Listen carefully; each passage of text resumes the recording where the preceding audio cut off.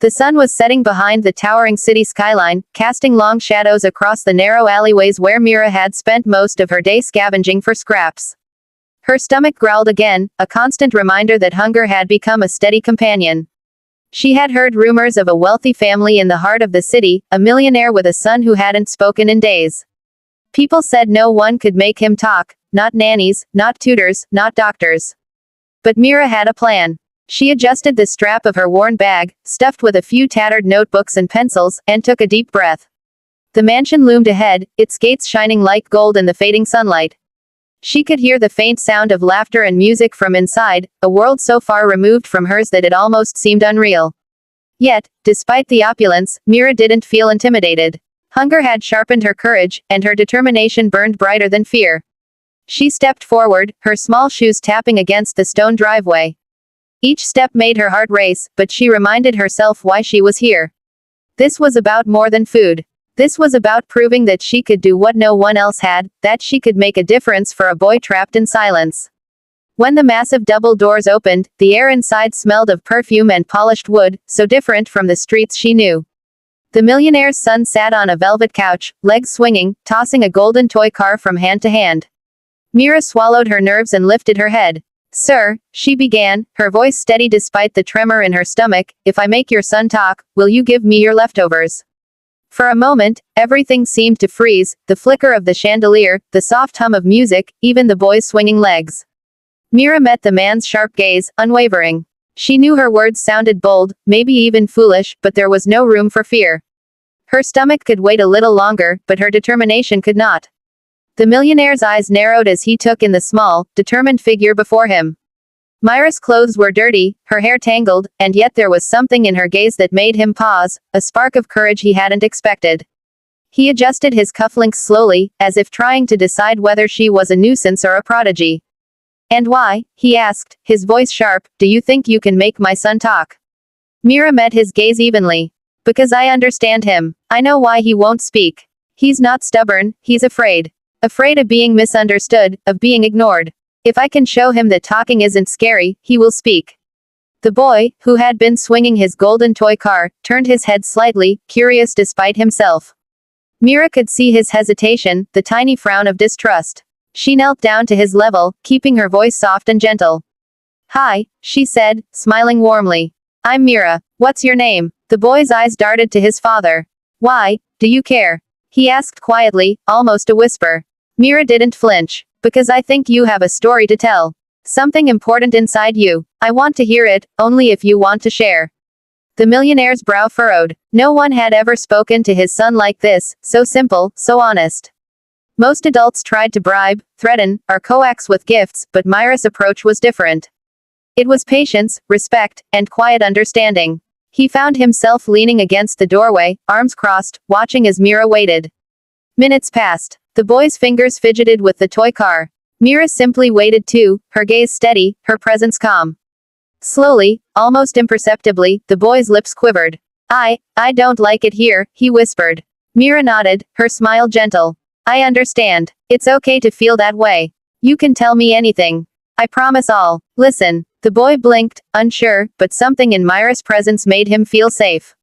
He began to speak, hesitantly at first, then more confidently, revealing little pieces of his world, the loneliness, the pressure to be perfect, the longing for someone to truly hear him. Mira listened to every word, never interrupting, never judging, letting the boy find his own voice.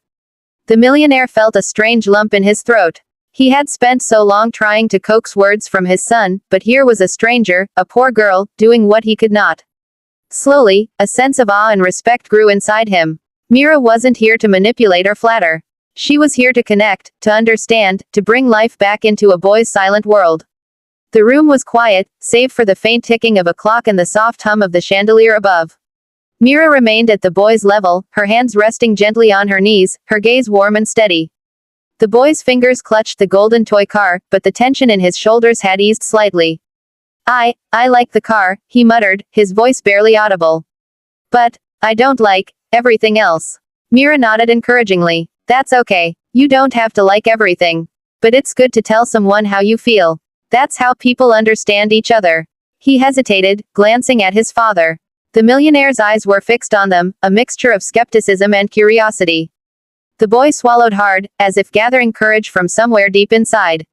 Slowly, his words began to flow more freely. I feel lonely, he said, his voice trembling. I have so many toys, but no one plays with me. Everyone is too busy. They want me to be perfect, but I just want to talk. Mira smiled softly. I hear you. You're not alone right now. I'm listening. The boy's lips quivered, and for a moment, tears threatened to spill. Mira reached out a hand, letting him see that he could trust her. It's okay to cry, she said gently. It doesn't make you weak. It makes you human. Something shifted in the boy. He took a deep breath and looked directly at her. I don't want to be quiet anymore. I want someone to hear me. Mira's heart lifted. She had expected small words, hesitant sentences, but this was more than she had hoped for. She nodded, her smile radiating encouragement. And I hear you, completely. You can say anything you want. I won't stop you. The millionaire watched in stunned silence. His son, his quiet, withdrawn child, was speaking freely to a stranger, sharing thoughts he had never voiced even to family. A strange feeling stirred in him, a mixture of pride and humility. He realized that the richest boy in the world had found a connection not through money or gifts, but through trust and understanding. Minutes passed, and the boy's words became longer, forming tiny stories and sharing small worries. Mira listened patiently, validating his feelings, laughing gently at his humorous remarks, and nodding at his confessions. Every word was a victory, every sentence a bridge between silence and expression. Finally, Mira rose, brushing off her worn clothes, her heart light. You did wonderfully, she said, her eyes meeting the boy's. You have a voice, and it's beautiful. Never forget that. The boy smiled, shyly at first, then with more confidence. I like talking to you, he admitted. Mira nodded. And I'll always listen when you need someone. But now, I think it's time I get a little reward for my hard work. She looked at the millionaire, who had been silently observing the entire time. The man's lips curved into a faint smile, a rare softness in his otherwise stern face. For the first time, he realized that generosity was not just about giving gold, but also about valuing courage and compassion. Mira stood quietly, her small hands folded in front of her, glancing up at the towering figure of the millionaire. The boy sat on the couch, his golden toy car abandoned for the moment, watching her with wide, curious eyes. For a long moment, silence filled the room, not the tense silence of before, but a calm, expectant pause, as if everyone was waiting for something important to happen. Finally, the millionaire spoke. Very well, he said, his voice softer than before. You've done what no one else could. You've spoken to my son when even I could not. You may have some food from the kitchen, whatever you need. Mira's eyes widened. She had expected leftovers, scraps perhaps, but the look in his eyes suggested generosity beyond her hopes. Thank you, sir, she said, bowing slightly. He motioned to a butler, who hurried off and returned moments later with a small basket. Inside were fresh bread, fruits, cheese, and even a small jar of jam. Mira's stomach rumbled at the sight, and she felt warmth spread through her chest, not just from hunger being sated, but from a rare, unexpected kindness. The boy watched silently, then spoke, almost shyly. You get to eat too. Mira smiled and nodded. Yes, I do. And I want to share it with you, if you like. For a moment, the boy hesitated, then nodded slowly. Mira handed him a piece of bread, breaking it carefully in half. Together, they ate quietly, the atmosphere calm and gentle. The sounds of the mansion seemed distant now, replaced by the simple, comforting act of sharing a meal. The millionaire leaned against the doorway, arms crossed, observing. He realized that the connection between his son and this girl went far beyond food. Mira had shown patience, empathy, and courage, the very qualities he wished he could instill in his own son. And in return, he found himself witnessing a quiet transformation. The boy was smiling, speaking, and even laughing softly for the first time in days. Mira glanced up at the man and said, "Thank you again, sir. Not just for the food, but for trusting me with him." The millionaire nodded. "You've earned my trust, and my respect," he admitted. "Not many could do what you've done. You've given my son something I never could." The boy looked up at his father, then back at Mira. Can she come again?" he asked quietly. The millionaire paused, then smiled faintly. "Yes," he said. "She can come whenever you need her." Mira's heart swelled with happiness. She had not only secured a meal for herself but had also given the boy his voice back, if only for a moment. And in that moment, the walls of the mansion seemed less cold, less intimidating, and filled with a sense of possibility, a promise that compassion and understanding could bridge even the widest gaps. Over the next few days, Mira returned to the mansion, always greeted by the boy's shy smile and the soft curiosity in his eyes. Each time she came, they would sit together in the sunlit corner of the grand living room, sharing scraps of bread, small fruits, and stories about their days. Slowly, the boy began to open up more, not just to her, but also in ways that reached his father. The millionaire watched from a distance, at first skeptical, then increasingly intrigued. He had never imagined that someone so small, so seemingly powerless, could make such a difference in his son's life. Mira's patience and gentle persistence were like a mirror, reflecting the warmth and understanding he realized he had been missing as a parent.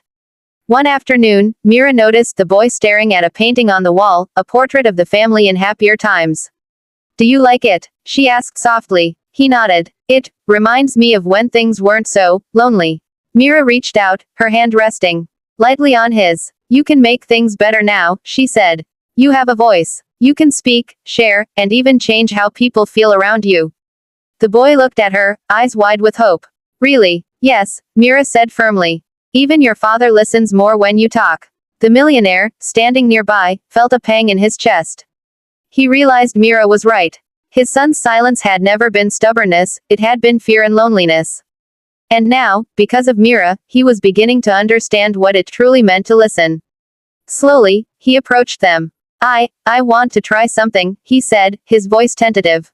"Son, would you like to tell me about your day?" The boy looked at him, hesitant at first, but then nodded. He began to speak, narrating his thoughts in small sentences, occasionally glancing at Mira for encouragement. Each word seemed to bridge the gap between father and son, creating a fragile but growing bond. Mira smiled quietly, knowing her work had done more than just bring words from the boy's lips, it had brought connection, trust, and hope into a house that had felt cold and distant for too long. The millionaire watched silently, feeling a mix of gratitude and humility. He had wealth, power, and influence, yet it was this young girl, with nothing but her heart and courage, who had taught him the greatest lesson of all, that listening, understanding, and caring could be more valuable than any treasure. As Mira prepared to leave, the boy hugged her tightly. "Come back tomorrow," he whispered. "I will," she promised, smiling. "And we'll talk some more. You have so much to say." As she walked away with her small bundle of food, the millionaire called out, "Mira, you are always welcome here." She turned, smiling, and nodded. "And I'll always be here," she replied, "to listen and to help." The next morning, Mira returned to the mansion, carrying a small bundle of food she had gathered from the market. The boy ran to meet her at the door, his golden toy car forgotten in his excitement. "Mira, I can't wait to show you something," he exclaimed, his voice confident and bright. Inside, the millionaire watched quietly, leaning against the doorway with a faint smile. For the first time in years, his home felt alive, not because of wealth or grandeur, but because of laughter, conversation, and connection. The boy led Mira to the drawing room, where he proudly displayed a series of sketches he had made over the past week. Each drawing told a story, moments he had shared with Mira, little adventures in his imagination, and even simple scenes of happiness he had never allowed himself to imagine before. "I drew these for you," he said, eyes shining. "So you'll remember our talks." Mira knelt beside him, touched. "They're wonderful. Look at how much you've expressed. You've found your voice in colors and words." The millionaire stepped closer, placing a hand on his son's shoulder. "Son," he said softly, "I've been listening, really listening, and I'm proud of you." The boy's eyes widened, and a shy smile formed. He had never heard those words directly from his father. Mira's presence had given him the courage to speak, and now his father's acknowledgement made him feel seen in a way he never had before. Mira stood up, glancing at the father and son. "You've both taken a big step today," she said gently. "Sometimes, it only takes one person to listen, one moment to change everything." The millionaire nodded, a lump in his throat. "I see that now," he admitted. "And it's thanks to you, Mira. Not just for helping him speak, but for teaching me what it means to truly care." The boy hugged Mira tightly. "Thank you," he whispered. Mira smiled, feeling warmth spread through her chest. She had come seeking only food, only a little kindness in return for her effort. But what she had given, and received, went far beyond that. She had brought life back into a boy's world and reminded a father of the simple, profound power of love, patience, and understanding. As she walked away with her small bundle of food, the millionaire called out, "Mira, you are always welcome here." She turned, smiling, and nodded. "And I'll always be here," she replied, "to listen and to help." For the first time in the mansion, there was no silence, only the sound of laughter, voices, and the quiet hum of a home transformed. The boy's voice had returned, the father had learned to truly hear, and Mira had discovered that sometimes, courage and compassion are worth far more than any treasure in the world. And in that moment, beneath the grand chandeliers and polished floors, a simple truth shone brighter than gold: kindness, understanding, and bravery could change lives, sometimes in ways no one could ever anticipate.